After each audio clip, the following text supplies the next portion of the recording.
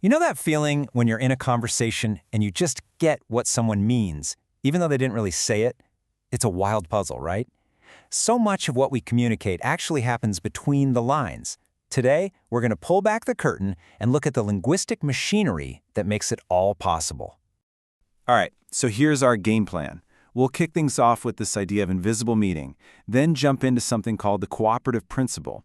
After that, we'll break down the 4 basic rules of conversation, see how that creates meaning, and wrap it all up with some amazing real-world examples.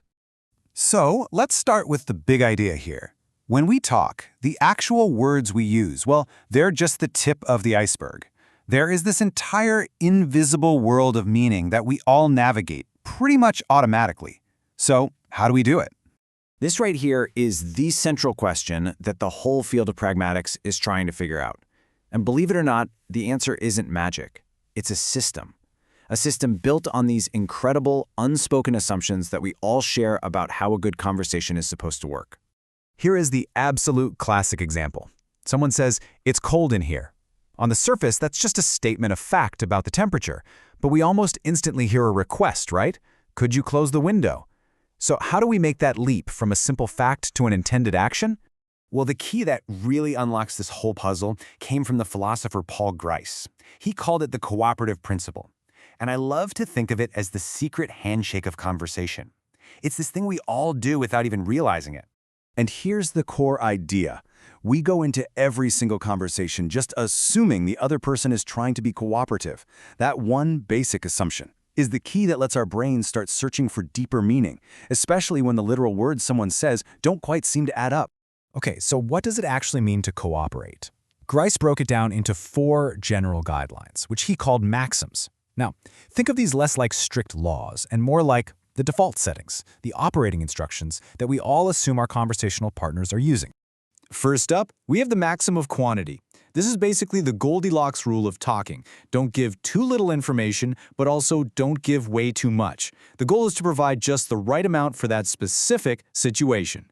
Just think about it. If I say, some students passed, you automatically hear, not all of them passed. Why? Because if all of them had passed, I would have just said that. That would be the most cooperative thing to do.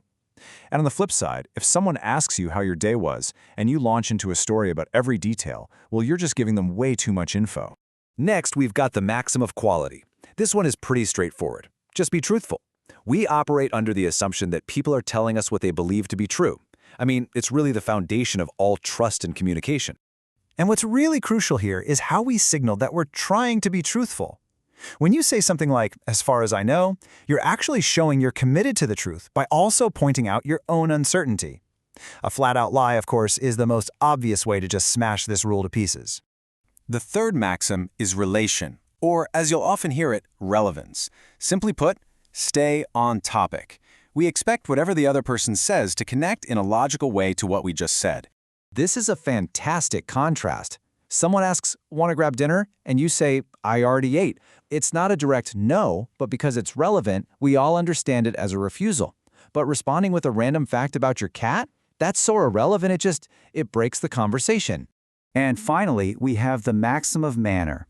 This one is all about how you say what you say. The general expectation is that you'll try to be clear and logical, and you won't be purposefully confusing or super vague. And for this, we have to use the classic line from Groucho Marx. This is just a perfect example of breaking the maxim of manner for a joke. The ambiguity is the entire point. Wait, who was in the pajamas, you or the elephant? That intentional confusion is what makes it funny. So we have these 4 basic rules for cooperating. But here is the brilliant twist.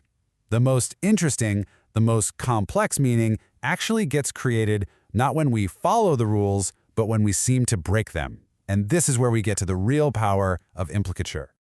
So what is implicature? Well, it's that extra layer of meaning, the stuff we figure out on our own. It's the conclusion our brain draws when it looks like someone has broken a rule, but we still assume they're trying to be cooperative. We just think, okay, they must mean something else. And our brains go through this little 4-step process in like a split second. We start by assuming cooperation. Then we notice what seems to be a rule break, like a totally random comment. But because we're still assuming cooperation, we don't just give up, we actively search for some hidden meaning.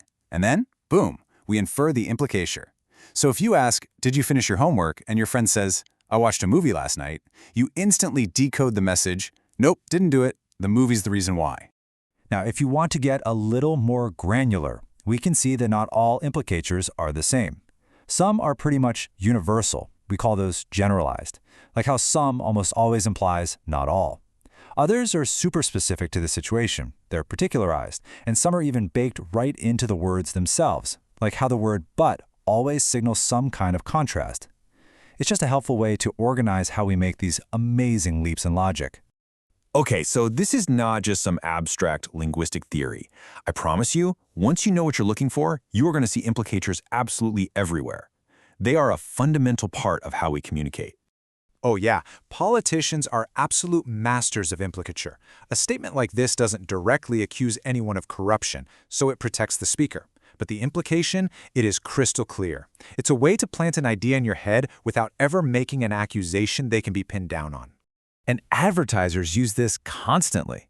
By saying 9 out of 10, they create the powerful implicature that their product is scientifically proven and trustworthy.